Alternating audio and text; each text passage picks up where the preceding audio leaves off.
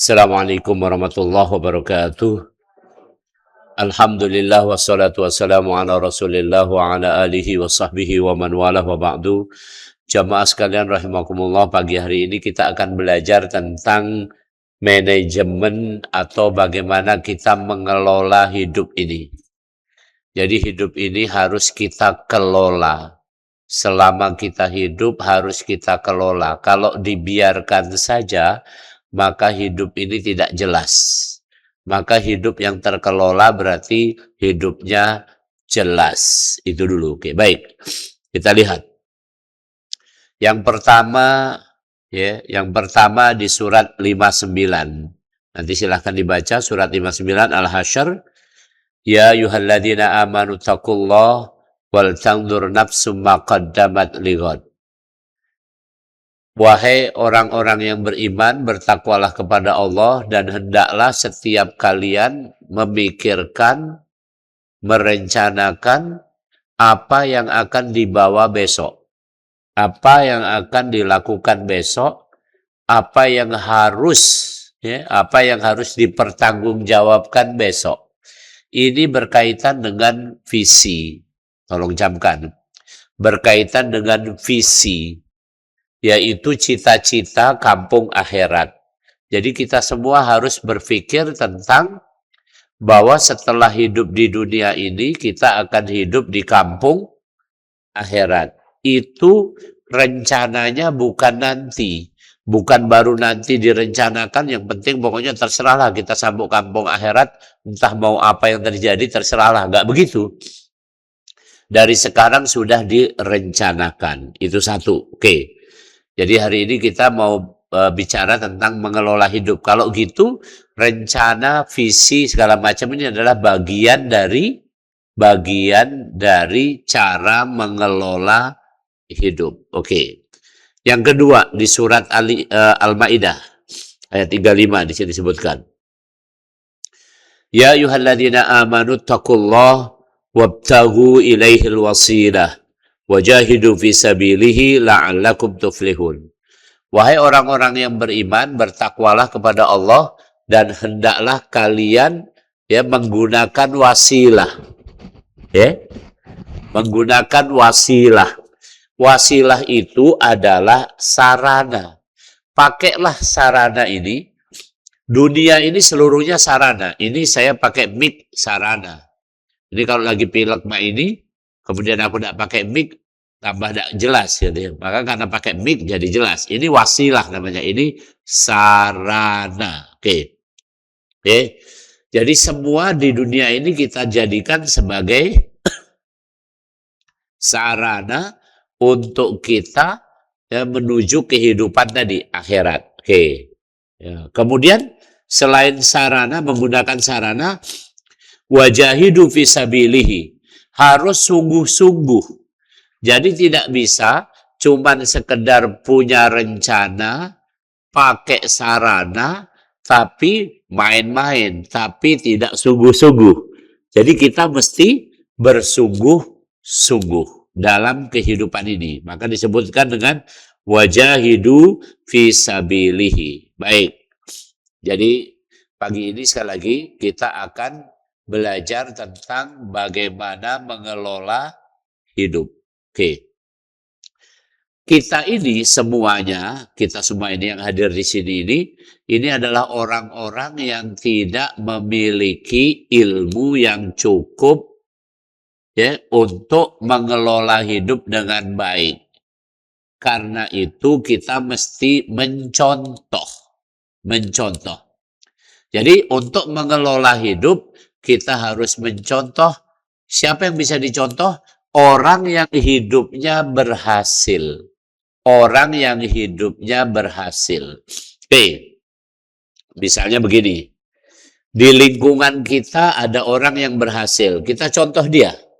Kita contoh orang ini yang berhasil. Misalnya orang ini berhasil mendidik anak. Nah, kita contoh bagaimana dia mendidik anak. Orang ini berhasil misalnya berbisnis. Bagaimana dia bisa berbisnis, berhasil. Orang ini berhasil berkebun. Bagaimana dia berkebun? Itu mencontoh.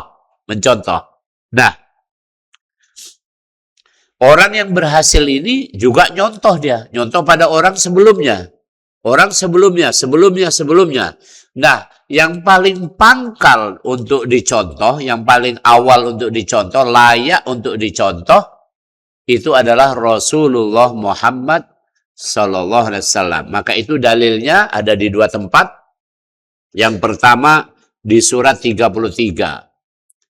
Laqad kana lakum fi Rasulillahi uswatun hasanah.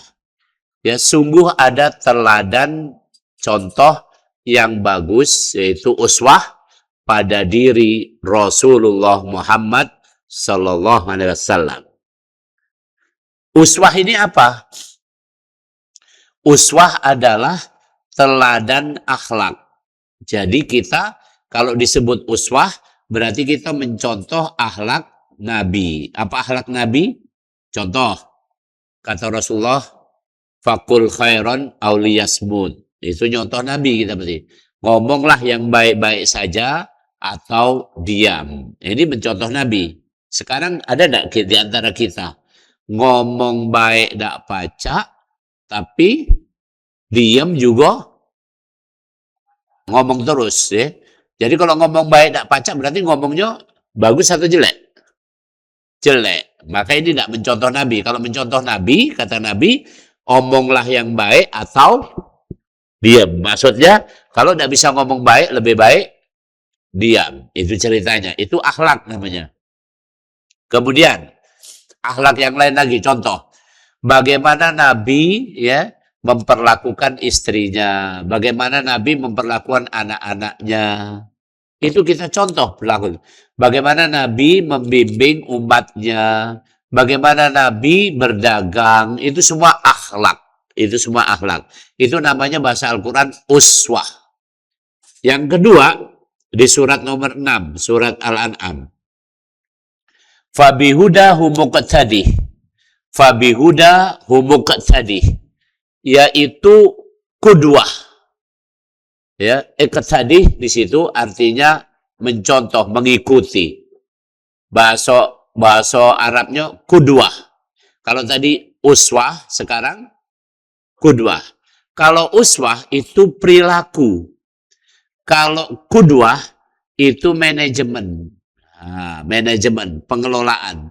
Jadi kalau begitu, hidup ini harus mencontoh Nabi Muhammad dalam hal berperilaku, berakhlak, dan dalam hal mengelola hidup. Hari ini kita akan bicara, tadi judulnya pengajian kita hari ini adalah bagaimana kita mengelola hidup ini. Berarti mengelola hidup ini, ulangi, mengelola hidup ini mesti kita belajar dari orang yang sukses mengelola hidup. Ujung-ujungnya ya, atau pangkalnya orang yang sukses mengelola hidup adalah Rasulullah Muhammad Sallallahu Alaihi Wasallam. Karena itu kita mencontoh Nabi Muhammad Sallallahu Alaihi Wasallam. Bagaimana cara mencontohnya? Contohlah uswah, yaitu akhlaknya. Yang kedua, contohlah kudwah, yaitu manajemennya. Oke. Nah, sekarang kita satukan saja. Oke. Saya ceritakan ini supaya praktis. Bapak Ibu, tolong, saya sudah punya, makanya saya berani ngomong. Saya itu sudah membuat, ya kalau bahasa Inggrisnya, daily activities. Daily activities. Itu sejak remaja saya bikin. Kalau bahasa Arabnya, a'mal yaumian. Bahasa Indonesianya, aktivitas harian. Kalau aktivitas harian berarti ada apa? Satu, manajemennya, yaitu jadwalnya. Benar nggak? Yang kedua ada isinya kan? Ngapain aja. Gitu. Oke, jadi ada dua itu. Jadi ada akhlak, ada manajemen. Itu namanya daily activities. Tolong Bapak Ibu, walaupun kita sudah tua, sudah punya keterbatasan, tidak ada salahnya pulang ini bikin. Bikinnya. Saya kasih contoh. Ini saya sebagai penceramah tentu harus mempertanggungjawabkan lima taquluna ma la taf'alun. Kenapa kamu ceramah saja padahal kamu tidak melakukannya? Saya melakukannya sejak remaja. Saya kasih contoh. Saya tulis ada kertasnya, saya tempel di papan. Papan itu di depan meja saya kerja. Jadi siap saya kerja di rumah itu, mau ngerjain apa selalu memandang itu tadi, jadwal harian. Itu namanya manajemen. Isinya apa? Saya kasih contoh, ini bocorannya. Silakan disusun sesuai Bapak Ibu lah sendiri. Saya tulis di situ. Bangun jam 4. Bangun jam 4. Berarti saya setiap hari mulai hari itu jam 4. Terus ditulis itu. Bangun jam 4 tahajud atau witir. Masih bisa kan? Tahajud 2 rakaat, witir 1 rakaat, atau witir 3 rakaat saja. Nggak usah tahajud. Bisa semua, masih boleh. Oke. Kemudian selanjutnya jam 4.30. Pergi ke masjid. Sholat dan taklim. Oke. Sholat dan taklim. Saya kasih contoh ini. Saya minggu ini aja lah. Minggu ini tadi. Ya. Hari Selasa kemarin taklim di Masjid Muhammadiyah. Hari Rabu taklim di Masjid Sabo Kingking. Hari Kamis taklim di Masjid Palimo. Hari Jumat taklim di Masjid Demang Lebar Daun. Hari Sabtu taklim di Masjid Sekojo. Hari Ahadnya Ahad ya nih? Taklim di Masjid Kalidoni. Yang tidak ada berarti hari apa tinggal? Senin baik. Subuhnya itu. Itu jadwal saya. Jadi besok Senin tidak ada taklim. Ini. Jadi maka tadi jadwal saya apa tadi? Bangun jam 4. Tulis itu. Sholat tahajud. Atau witir. Atau tahajud dan witir. Silakanlah Bapak Ibu buat sendiri aja. Oke. Kemudian jam 4.30 sampai jam anggaplah sampai jam 7 pagi adalah ke masjid, sholat subuh dan taklim. Oke. Kemudian jam 7 sampai jam 8 siap-siap berangkat bekerja atau berangkat bekerja. Oke. Ya, kalau hari Minggu macam ini ya libur berarti kan nih. Kemudian bekerja sampailah zohor. Tulis itu. Zohor istirahat. Oke. Bekerja lagi zohor sampai jam 4. Jam 4 pulang. Ya, pulang. Sore-sore saya biasanya membaca. Kalau tidak itu ngopi. Itu baik ya. Udah itu santai dikit. Kemudian Maghrib sampai Isya saya ke masjid lagi. Maghrib ke masjid sampai Isya. Oke. Kadang ada taklim, kadang tidak. Oke. Tapi banyaknya ada taklim. Contoh. Kemarin malam Kamis taklim di Pertamina. Malam Jumat taklim di Pak Jo. Malam Sabtu taklim di Jakabaring. Malam Ahad taklim di Celentang. Malam Senin taklim di Jami. Masjid Jami. Di malam Senin ini di Jami. Malam Selasa taklim di Sungai Gerong. Adogalo enggak berarti? Adogalo. Oke, paham. Sampai Isya. Kemudian Isya pulang ke rumah. Sampai rumah itu udah langsung enggak ngapo-ngapo deh. Sampai rumah nyingok bini. Bini nonton TV, kawani dia nonton TV. Jadi jangan hidup itu tegang dia. Nonton TV. Acara apa yang seneng bini aku tuh nonton arisan. Nah, nonton arisan. Oke. Ya. Kira-kira sudah namani istri nonton. Kemudian kalau ada gawean apa yang harus dipersiapkan, misalnya hari ini saya mau seminar, hari ini nanti habis dari sini saya seminar. Maka malam itu saya nyiapkan bahan seminar. Kalau tidak katik, saya nyiapkan bahan untuk kerja. Sudah, habis itu tidur. Itulah namanya manajemen waktu. Isinya tadi namanya uswah, yaitu akhlak atau perilaku. Yang manajemennya namanya kudwah. Masih ingat tadi? Qudwah itu mencontoh bagaimana Nabi buat pengelolaan. Uswah adalah mencontoh bagaimana Nabi berperilaku atau berakhlak. Oke, jelas ini. Contoh yang lain lagi. Ayo, ini Bapak Ibu. Kita kasih contoh. Bapak Ibu, ini saya lagi pilek ini. Saya tanya, pilek ini kira-kira penyakit biasa atau penyakit kronis? Biasa kan? Tanda pilek ini berarti sudah kelebihan beban harian. Jadi ibaratnya itu sudah, memang karena saya seminggu yang dulu kerja cukup banyak, pergi ke Jakarta.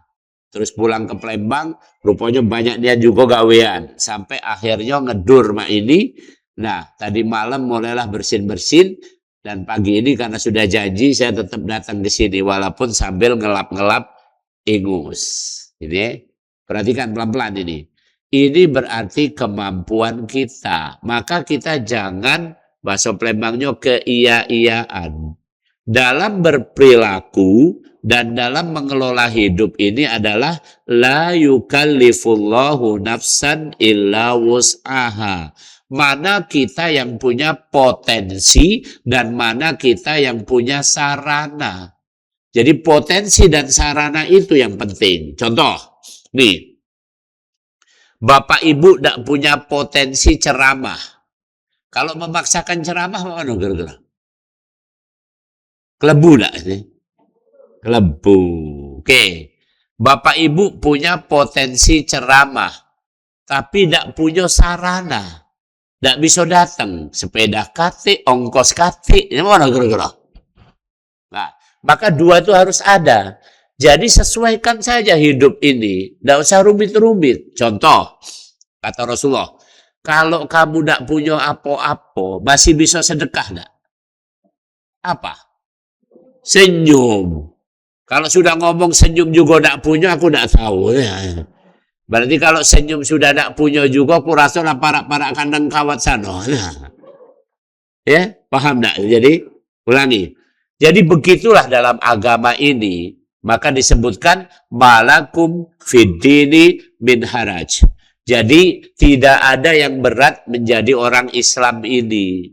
Jadi yang dimaksud mengelola hidup dan mencontoh Nabi dalam hal akhlak tadi adalah mana yang kita punya potensi dan mana yang kita punya sarana.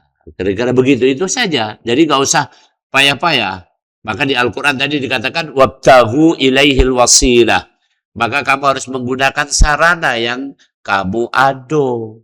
Maka sebenarnya ini usulan saja, ini omongan walaupun agak pedas sedikit ya nggak apa-apa, biar ini kan direkam, biar kedengaran pemerintah. Tugas pemerintah itu sebenarnya cuma menyediakan sarana. Bisa contoh ada LRT, sarana ada itu. Maka kita naik, bayar kan kita kan? Tapi kan ada sarananya, berarti benar kan? Mestinya itu, nanti mungkin mestinya sediakan lagi tram, kereta yang bisa keliling-keliling di kota gitu kan? Jadi kita udah pulau ini, hari ini tadi rumit banget saya. Antara Jakabaring sampai Polda hari ini kan ada lomba maraton atau apa itu kan. Itu semua jalan ditutup. Tadi saya pergi ya sebelum subuh. Sampai di Masjid Kalidoni saya terlambat. Sudah rakaat pertama. Kenapa? Harus nyisip kemana. Saya tinggal Jakabaring. Kira-kira begitu. Mestinya pemerintah itu gawenya udah usah rumit-rumit, yaitu menyediakan sarana untuk bagusnya rakyat ini. Contoh, kalau pendidikan berarti pemerintah menyediakan apa? Sekolah misalnya. Kalau soal duit, pemerintah menyediakan apa? Nyetak duit. Nyetak lapangan pekerjaan atau mencetak kemungkinan supaya orang bisa bisnis, bisa lancar, dan seterusnya. Ini kebanyakan malah rumit. Contoh nih, ini di sini ya, sekolah Al-Furqan ini dulu ngurus izinnya mudah atau tidak? Saya juga punya sekolah kan, payah Mestinya kalau ada, apalagi swasta gini, pendidikan itu kan membantu pemerintah enggak? Mestinya kalau membantu kayak gini yang datang siapa? Pemerintah datang misalnya nanya, Pak, supaya dapat izin, Bapak syaratnya harus punya lahan. Ya tinggal datangin saja. Oh ada lahan. Oke. Kemudian lahannya ada suratnya enggak? Ada di suratnya. Kemudian ada uangnya enggak yang ngurus ini? Ada yayasannya. Kemudian ada modalnya enggak? Ada lah sedikit, ada. Kemudian ada bangunannya dong? Belum. Oh kalau begitu nanti dibantu Pak. Karena itu kan. Itu baru namanya pemerintah. Kalau ini tidak merintah nih aneh. Arti government adalah melayani, bukan memerintah. Ya, melayani, tahu melayani. Jadi tadi melayani. Ini contoh-contoh banyak hal di antara kita. Sama. Contoh nih kita nih. Orang tua itu kerjaannya merintah anak atau melayani anak supaya bertumbuh kembang dengan baik. Yang mana? Melayani supaya tumbuh kembang. Contoh misalnya, kalau bayi, kamu perintah, bayi ceboklah dewek, main tuh. Nah, kita ceboki. Ya? Begitu balita pergilah sekolah dewek, main tuh enggak? Kita layani, kita ajak ke sekolah PAUD. Kan gitu kan? Begitu apa? Sudah tamat SMA dilayani. Pergilah kamu kemana? Itu enggak? Tidak, kita layani lagi. Apakah kuliah, apakah nak begawe. Setelah itu kira-kira umur 25 dilayani lagi. Nah, sudah nak nikah atau belum? Sudah ayah, calonnya belum ada ayah. Ya sudah kita cari. Kan karena begitu kan? Itu melayani. Setelah menikah, dinikahkan, itu kan dimodali, dinikahkan, habis itu masih ada dibimbing enggak? Dibimbing. Nah, kalau kamu sudah menikah, ada apa-apa bertengkar, kamu boleh kembali kepada ayahmu ini, pada ibumu, minta nasihat. Bukan kembali untuk tidak kembali lagi sama bini lakinya, bukan. Tapi untuk minta nasihat. Di Al-Quran dikatakan hakamam min ahlihi, hakamam min ahliha. Kembalilah kepada wali, laki-laki maupun wali perempuan untuk dapat nasihat. Kan kita ini sudah lama berumah tangga. Orang kalau baru berumah tangga kan kemungkinan bertengkar enggak? Kalau sudah tua Toma ini bertengkar juga terus masih. Enggak kan? Maka anak kita misalnya menikah, bertengkar.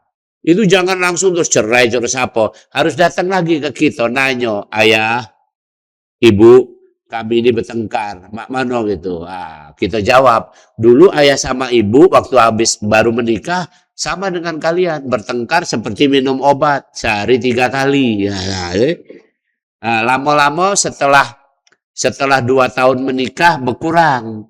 Bertengkar jadi seminggu sekali. Lama-lama setelah menikah 10 tahun beranak pinak, bertengkar sebulan sekali. Masih ada bertengkarnya itu kan. Lama-lama sekarang sudah tua ini tidak bertengkar lagi. Kenapa tidak bertengkar lagi? Tidak kuawo. Rupanya bukan tidak galak bertengkar, tapi tidak nak bentak dikit darah tinggi. Agar kan nak ribut dikit gemeter, pingsan. Maka tidak bertengkar lagi. Nah begitulah kehidupan ini. Jadi sekali lagi, ayo. Sudah ya, sudah saya sampaikan. Hari ini kita judulnya apa tadi? Mengelola hidup. Mengelola hidup itu mencontoh Nabi. Mencontoh Nabi dalam hal akhlak dan manajemen. Tadi sudah saya kasih contoh. Manajemen harian. Maka saya bilang sama keponakan-keponakan saya. Saya tuh pergi ke Jakarta, lihat keponakan kok bangunnya itu setelah subuh. Terus saya bilang sama mereka, saya udah pulang, saya walaupun di Jakarta sholat ke masjid. Nih, saya bilang sama ponakan-ponakan itu, hei ponakan sini, ada apa paman? Begini, kamu pengen berhasil nggak dalam hidup ini? Pengen, oke. Kalau pengen berhasil, caranya yang paling gampang cuma satu. Apa itu paman? Bangun sebelum subuh, itu aja. Jadi tidak usah banyak teori-teori macam-macam. Jangan teori kalau nak berhasil harus apa misalnya. kuasai AI. Ada kan zaman sekarang ini kan? Ada di internet itu. Siapa tidak menguasai AI, Artificial Intelligence, kecerdasan buatan, maka dia akan gagal, ketinggalan zaman. Siapa ngomong? Cuman sikok baik kalau nak berhasil. Saya sampaikan dalilnya ini, clear. Siapa nak berhasil, bangunlah sebelum subuh. Silakan baca Al-Quran. Salah satu contohnya di surat Ali Imran, surat 3, ayat yang ke-17. Saya bacakan. 3 ayat 17. Ya. As-sabirina was-sadiqina wal-qanitina wal-munfikina wal-mustaghfirina bil-ashar. Mustaghfirin artinya orang yang meminta ampunan. Bil-ashar pada waktu sahur. Sahur itu yang paling afdol mendekati subuh, benar gak? Sahur itu jam 2 malam atau jam 4 pagi? Jam 4 pagi. Paham ya? Jadi bangunlah jam 4.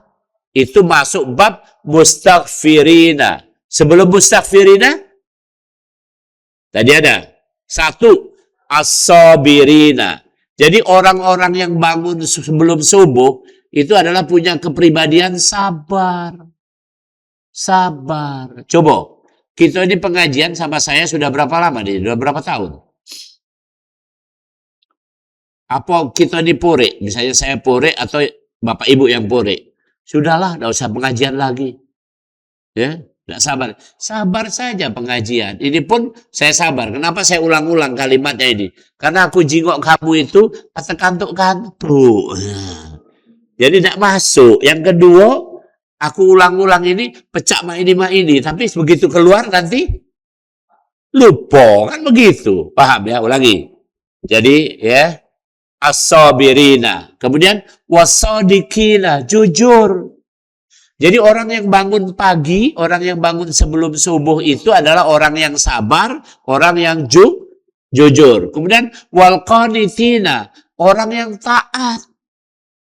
Taat sholat, taat bekerja, taat aturan, taat ya kepada kebaikan, semua seperti itu. Itu kon. Kemudian wal munfikina, orang yang bangun sebelum subuh itu wal munfikina, yaitu orang yang punya sifat suka sedekah, suka berinfak.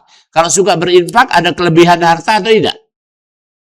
Kalau begitu orang yang bangun subuh kaya atau miskin? Kayo. Nggak usah jauh-jauh, saya kasih contoh. Tadi masih ingat berapa kali saya pengajian subuh? Saya ada driver. Tiap pengajian itu kan saya ajak dia. Saya langsung pesan. Sopir, begitu aku pengajian subuh, ya utamanya subuh ini, subuh atau maghrib, subuh lah. Ya. Kamu melok turun, sholat. Melok pengajian. Rato-rato setiap pengajian subuh ada makan. Kamu melok makan juga. Sudah Pak, itulah kira-kira. Jadi ini tadi pengajian apa nih? Hari Ahad nih. Di Kalidoni tadi. Ada makannya tadi. Makanya aku seger ini sudah. Walaupun agak bilek-bilek ini kan. Basah mulut aku ini kan. Makan. Ini bajunya aku bawa ke sini sekarang ini kan. Yang baju dari sana ini tadi aku bawa. Oke. Ya. Jadi sekali lagi kita galau-galau ini ya untuk mengelola hidup mencontoh Nabi sekaligus perilakunya yaitu amal yaumian, amal harian kita. Nah, Bapak Ibu rahimakumullah ya. Lantas mengelola hidup itu sesuai apa tadi? Potensi dan sarana. Kemudian mengelola hidup itu tidak ngoyo. Tidak ngoyo. Tapi serius. Ulangi. Tadi disebutkan wajahidu fillahi. Maka kamu harus sungguh-sungguh. Jihad itu sungguh-sungguh.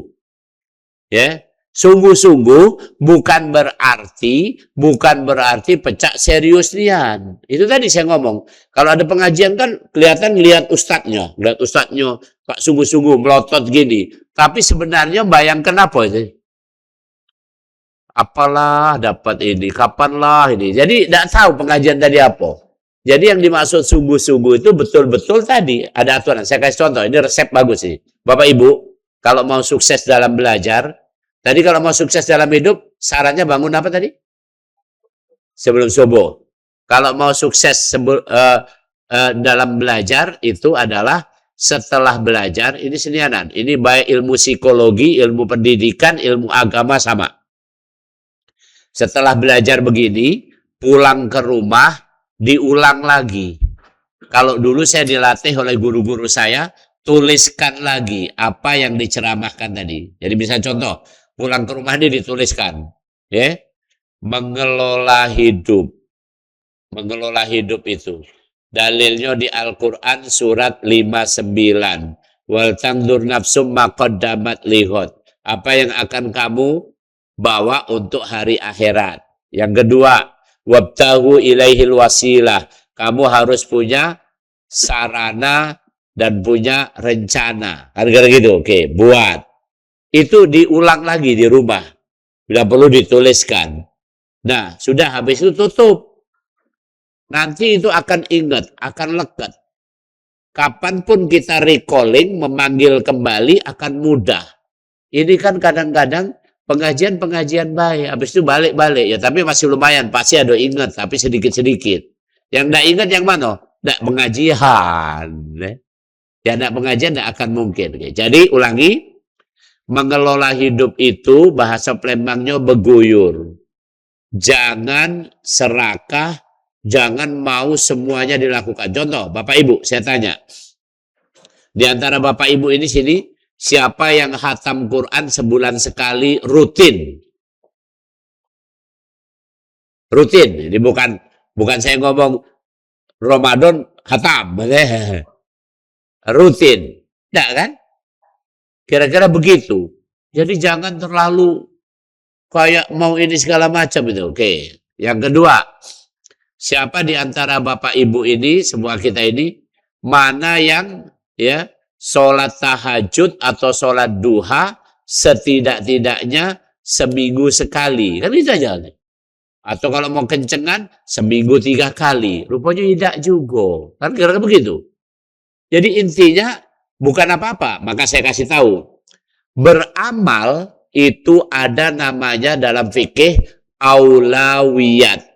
Aulawiyat, prioritas. Saya kasih contoh. Prioritas seorang ibu yang punya bayi dengan seorang nenek beda atau tidak? Beda. Kalau nenek ngurus bayi. Tidak. Kalau ibu tadi ngurus bayi. Itu namanya prioritas. Jadi amalan ibu tadi yang paling bagus adalah mengurus bayi. Kalau nenek ngurus diri sendiri. Jadilah nenek. Itu namanya prioritas. Itu namanya prioritas. Kan begitu seperti itu. Nah, karena itu kita harus melihat pada diri kita sendiri apa kebutuhannya. Contoh yang paling kencang di Al-Quran ada disebutkan salah satunya. Kita ini mengurus negara atau ngurus keluarga. Maka perintah di Al-Quran tidak ada. Uruslah negara. Tidak ada. Yang ada adalah ku anfusakum wa ahlikum. Uruslah kamu, jagalah dirimu dan keluargamu. Jadi minimal ngurus diri. Nah, saya sampaikan hari ini. Ngurus diri itu adalah sehat. Tolong camkan. Ngurus diri adalah sehat. Bapak Ibu semua sehat? Saya walaupun pilek-pilek ini anggaplah sehat. Deh. Kalau tidak sehat kan tidak sampai sini juga. Oke. Sekarang saya tanya. Sehat itu apa saja? Satu. Satu ini. Ini langsung manajemennya ini kan. Sehat itu satu, sehat fisik. Sehat fisik. Sehat fisik itu cirinya satu, personal hygiene. Bersih badan dan pakaiannya. Bahasa agamanya apa? Toharoh. Toharoh. Oke. Bersih. Oke. Ini satu.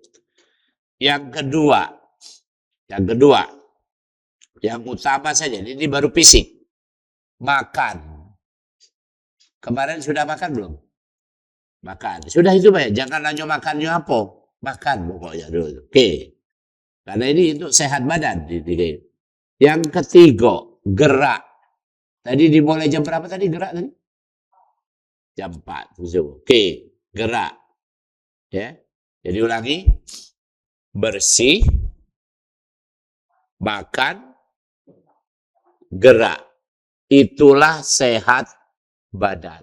Sekarang kita masing-masing bertanya, ibu-ibu, istri saya, sama dengan saya usianya ini, udah 55-an, itu nge-gym seminggu 3 kali. Saya lari pagi seminggu 3 kali. Balik pengajian nanti aku lari pagi. Keliling lapangan, kira-kira 20 kali lapangan. Banyak enggak? Jauh enggak? Apa enggak percaya kapan meloklah aku. Itu gerak atau bukan? Gerak. Aku ke masjid itu toharoh dulu apa tidak? Toharoh. Berarti bersih iyo, gerak iyo. Kemudian di masjid ada makan-makan, minum. Makan bukan itu? Makan. Jadi 3. Kalau itu sehat badan enggak? Nah sudah itu saja. Enggak usah pusing-pusing. Ini kan tidak. Males gerak. Badannya jorok, kumel and dekil. Terus apa lagi tadi? Ya, makannya basing. Saya kasih contoh nih. Ini senianan mau sehat. Keluarga saya kebetulan sama, ketemu sama istri. Saya waktu masih bujang, itu di keluarga kami hampir tidak pernah pakai micin. Hampir tidak pernah pakai micin. Ya pokoknya nggak pakai micin lah kami. Ya, keluarga istri rupanya nggak pakai micin juga. Kami ketemu berumah tangga, maka keluarga kami tidak pakai micin sampai hari ini. Jadi kalau nak sedep-sedep pakai rempah-rempah, bukan pakai micin. Sehat tak itu? Sehat. Micin itu paling berat untuk merusak ginjal. Sayangi ginjal kita, salah satu contohnya ini. Dan saraf. Kan gitu kan. Kelihatannya sepele, tapi kan mudah. Kan mudah. Biasakan saja, kira-kira begitu. Paham?